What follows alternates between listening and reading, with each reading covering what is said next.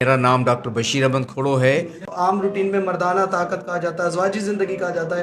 क्या एक ज़ियाबतीस का मरीज़ अपनी नॉर्मल ज़िंदगी गुजार सकता है डायबिटीज़ होने के बाद? पाकिस्तान अब दुनिया में टॉप पे। फिर जख्म एक दफ़ा हो गया तो उसके बड़े नुकसान होते हैं, टांग कट जाती है। कल आपका जो निज़ाम है उसमें पेशेंट को पर्ची लाने की भी ज़रूरत जरूरत नहीं है नहीं। यहाँ पे हम अभी तो 4 कंसल्टेंट हैं। कि हमें शुगर हो गई है, अब हम कुछ दिन दवाई खाएंगे, हम ठीक हो जाएंगे। सर यहाँ पे कोई चार्जेस नहीं है। यहाँ जो लोग ज़्यादा रिस्क पे हैं वो कौन लोग हैं, किन्हें शुगर ज़्यादा हो जाती जैसे फुट अल्सर हो गई, गुर्दे खराब हो गए, आंखें खराब हो गई, फालिज हो गया, अटैक हो गया। अगर है? तो मेडिकल में कभी ऐसा कहीं रिजल्ट मिला कि ये टोटकों से कोई फ़ायदा होता है? कहते हैं और डॉक्टर कैफ बदर है जो स्पेशली टाइप 1 को हम उसको दिया है। जो टाइप 1 डायबिटीज़ होती है और टाइप 2 होती है, दोनों में फ़र्क क्या है? आगे चल के वो इंसुलिन खत्म हो जाती है, इंसुलिन आपको देनी पड़ेगी। सर, टेबलेट की जगह आप इंसुलिन लें, आपका सारा सिस्टम भी बचेगा।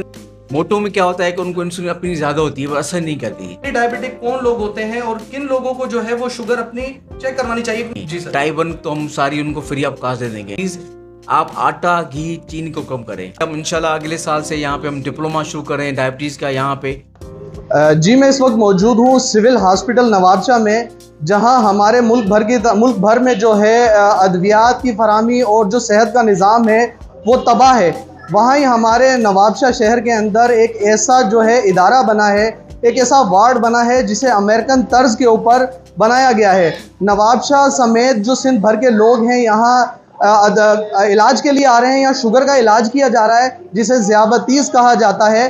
अमेरिकन तर्ज पर ये इलाज किया जा रहा है और इस निज़ाम को कैसे चलाया जा रहा है, इसके अलावा जितना जो डायबिटीज़ है, जो शुगर है, उससे मुतल्लिक जो लोगों के जहन में सवालात हैं, आज हम तमाम वो क्लियर करेंगे। अब हम चलते हैं अंदर डॉक्टर साहब के पास और मज़ीद सब उनसे मालूमात लेते हैं। जी आइए। जी अस्सलाम वालेकुम दोस्तों, मैं हूं आपका मेज़बान डॉक्टर राहील राठौर और आज मैं मौजूद हूं, हमारे साथ मेहमान हैं डॉक्टर बशीर अहमद खोड़ो साहब। मैं इनका इंतहाई मशकूर हूं कि इन्होंने हमें टाइम दिया और आज मैं अपने नवाबशाह बल्कि सिंध भर के लिए वो नेमत और रहमत सामने लेके आया हूं जहां लोग परेशान हैं अपनी सेहत और हेल्थ के हवाले से। यहाँ एक इदारा बनाया गया है जहाँ पे फ्री ऑफ कॉस्ट जो है इंसुलिन दी जाती है और मुख्तलिफ जो है सहूलियात दी जाती हैं। एक अमेरिकन तर्ज पे एक सेंटर बनाया गया है। मज़ीद हम सारी चीज़ें डॉक्टर साहब से पूछेंगे, हम मरीज़ों के बारे में भी जानेंगे कि कौन से मरीज़ हैं जो इलाज जिनको गोलियां खानी चाहिए, किनको इंसुलिन लगानी चाहिए, इलाज कितने वक्त चलता है, तमाम मालूमात आप जब के सामने लेके आएंगे। सर, सबसे पहले अस्सलाम वालेकुम और बहुत शुक्रिया कि आपने अपना बड़ा कीमती हमें टाइम दिया। वालेकुम सलाम डॉक्टर राहिल, थैंक यू, आपकी बड़ी मेहरबानी, आप यहाँ पे आए, बहुत शुक्रिया सर, मेहरबानी आपकी। अच्छा सर, सबसे पहले लोगों को बताइए कि ये आपने शुरू किया है, अपना इंट्रोडक्शन कराइए ताकि लोगों तक, सिंध भर के लोगों को पता चले कि ये इदारा कितना प्यारा इदारा बनाया गया। हाँ डॉक्टर राहिल, ये हमें 6 महीने हो गए हैं ये इदारा हमने बनाया है। मेरा नाम डॉक्टर बशीर अहमद खोड़ो है और मैं मेडिकल ICU का इंचार्ज। यहाँ जो पाइड people's institute of diabetes endocrinology अब नाम रखा है इसका इंस्टीट्यूट का।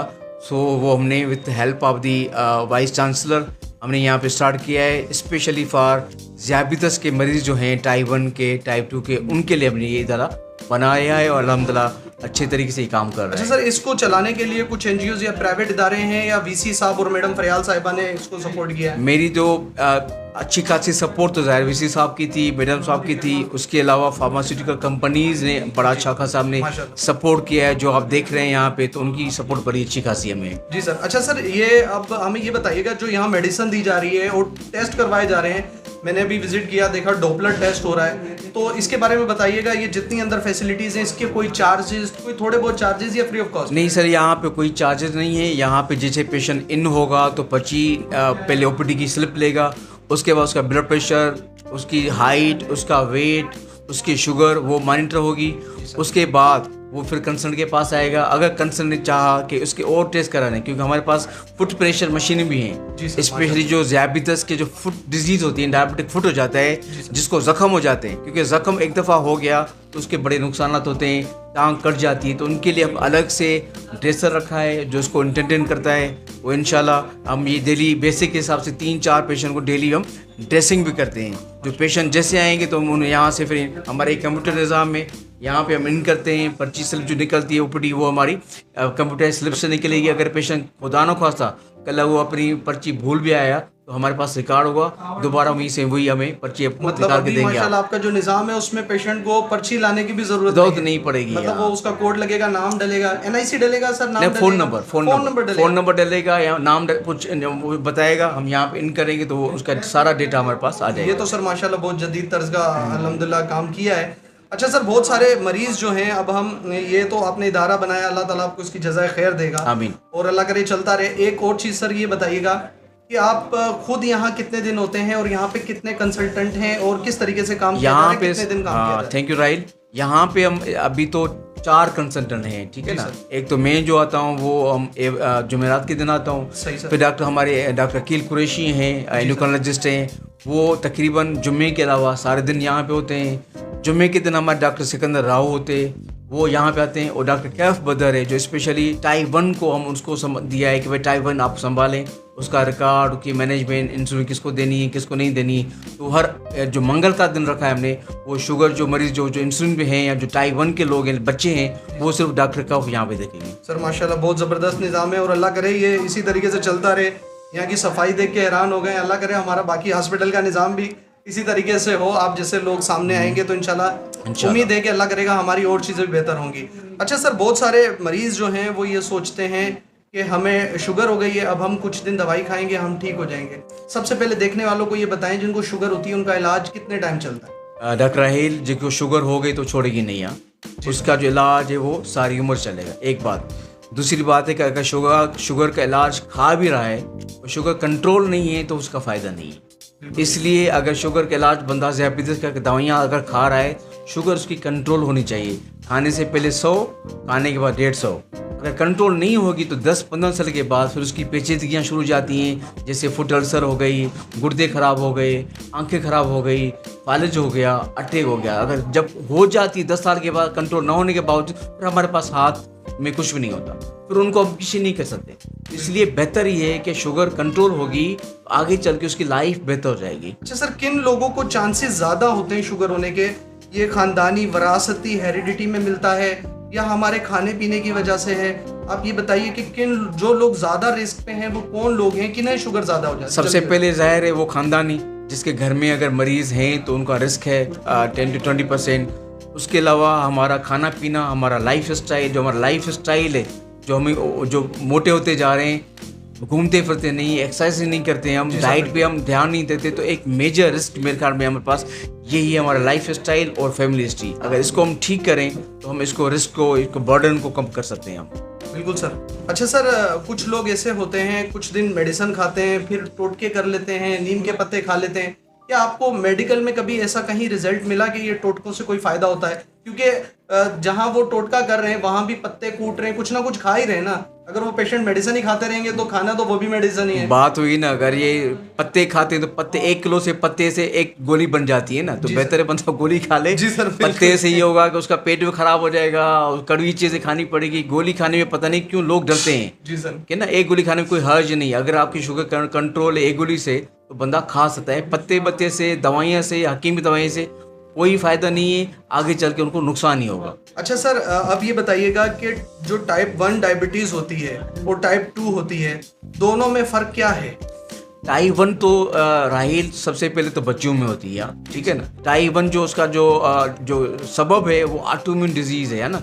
उसके जो पेंक्रियास है, लबलबा है, बिल्कुल डिस्ट्रॉय हो जाता है, इंसुलिन बनती नहीं है, जिसका इलाज वही है कि हम उसको इंसुलिन दें। जी सर। जो टाइप 2 है उसमें क्या है कि इंसुलिन होती है मगर उसका असर छोड़ देती है, या असर उसका कम हो जाता है, या इंसुलिन थोड़ी सी कम हो जाती है, जिसकी वजह से टाइप 2 होती है। उसके हिसाब से हम फिर क्या देते हैं कि दवाइयाँ देते हैं कि इंसुलिन का असर बढ़ जाए, ठीक है, या उसका जो असर वो थोड़ा सा और बढ़ जाए। तो फ़र्क दोनों में ये है कि उनको इंसुलिन लगेगी सारी उम्र, और जो टाइप 2 है उनको हम दवाई देते हैं स्टार्ट में, बल्कि उनको भी आगे चल के वो इंसुलिन ख़त्म हो जाती है, इंसुलिन आपको देनी पड़ेगी। सर, जहाँ आपने भी बताया, बहुत प्यारी बात बताई कि हमारे अंदर इंसुलिन ख़त्म हो गई, अलग से इंसुलिन दे दी तो इंसुलिन देने के बाद वो पेशेंट ठीक हो जाता है। अगर हम टाइप 2 वाले पेशेंट को थोड़ा अवेयरनेस दें कि आप अगर टेबलेट खा रहे हैं तो टेबलेट की जगह आप इंसुलिन ही लें, आपका सारा सिस्टम भी बचेगा, इन्वॉल्व नहीं होगा, लिवर है, इसी तरीके से किडनी टाइप 2 के भी देखें राहिल 2 किस्म के, एक होते हैं मोटे होते हैं, मोटो में क्या होता है कि उनको इंसुलिन अपनी ज़्यादा होती है, वो असर नहीं करती, इसलिए वो हम क्या करते हैं उसकी इसी दवाई जो उसको असर करे।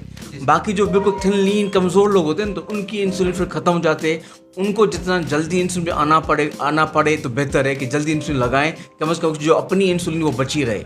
ठीक है, जितना जल्दी वो स्विच होंगे इंसुलिन में उनको फ़ायदा पड़ेगा। ठीक सर। अच्छा सर, हमने यहाँ देखा अभी आपके पास इंसुलिन अवेलेबल है, कितनी क्वांटिटी में लोगों को इंसुलिन दे रहे हैं? क्योंकि अभी ये नया वार्ड खुला है, लोगों को पता नहीं है, अवेयरनेस नहीं है।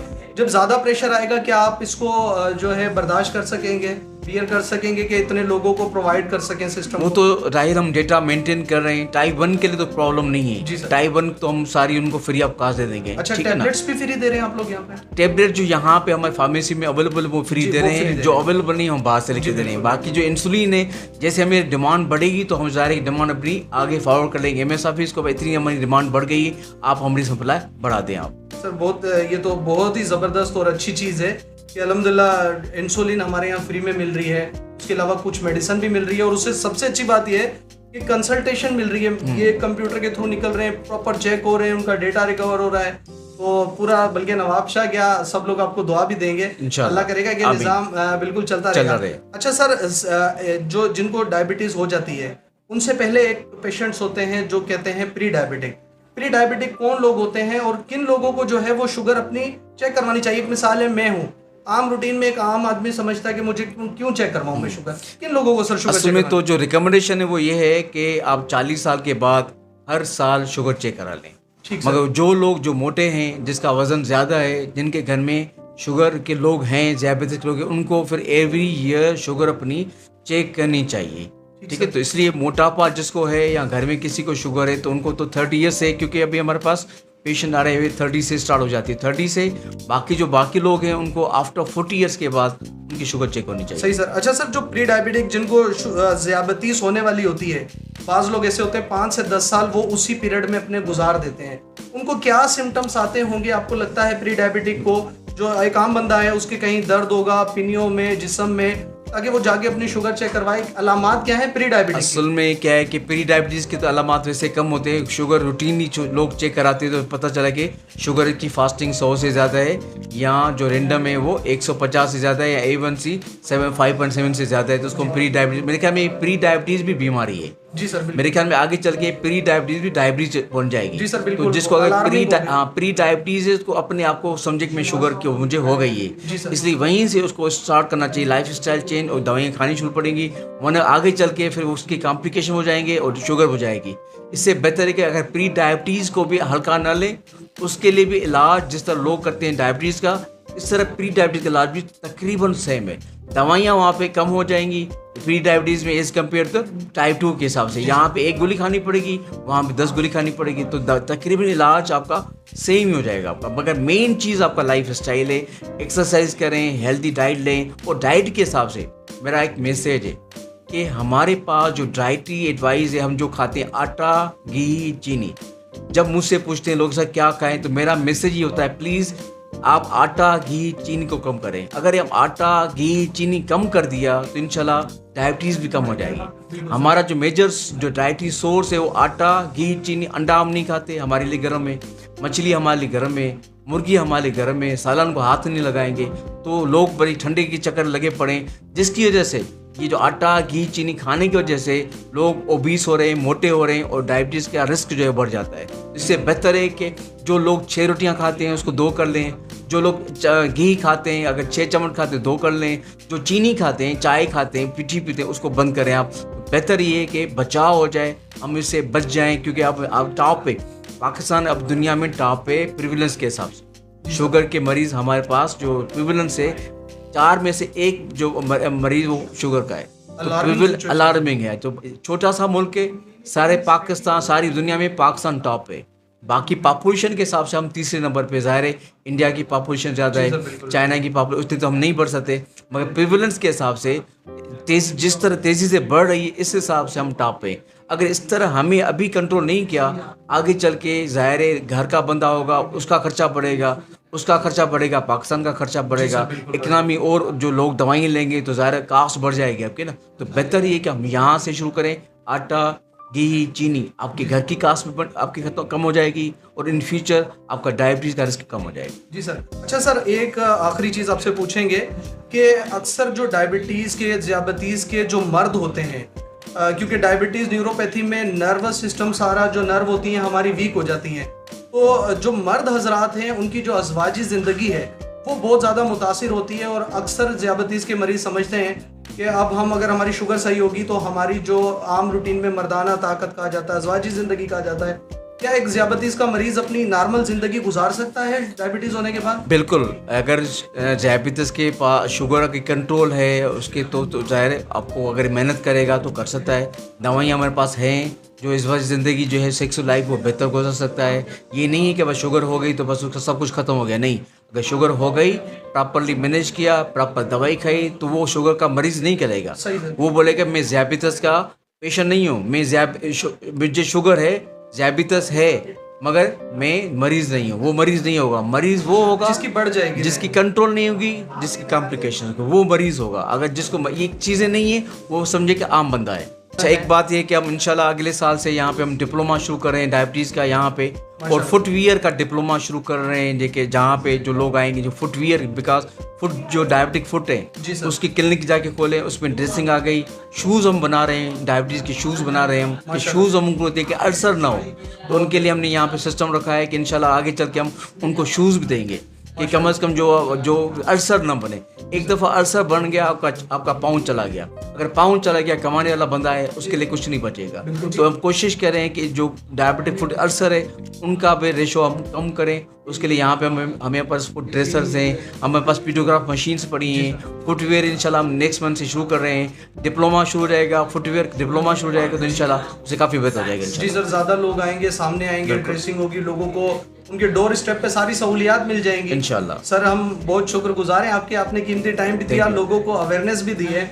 मैं तमाम लोगों से कहूँगा कि जो नवाबशाह के बल्कि इंटीरियर सिंध के जितने लोग हैं वो यहाँ ज़रूर आएँ। एक बार भरोसा कीजिए, ये सरकारी इदारा है लेकिन ये एक नेमत की तरह का, रहमत की तरह का इदारा बनाया गया है। बहुत ही बेहतरीन और अच्छी फैसिलिटीज़ यहाँ दी गई हैं। तमाम लोगों से रिक्वेस्ट है जो ज़ियाबतीज़ के मरीज़ हैं फ्री ऑफ कॉस्ट अपना ट्रीटमेंट करवाएं, अपना और अपने प्यारों का भी ख्याल रखें। आपकी सेहत होगी तो आपके घर वाले ठीक रहेंगे। अल्लाह हाफिज़। अल्लाह।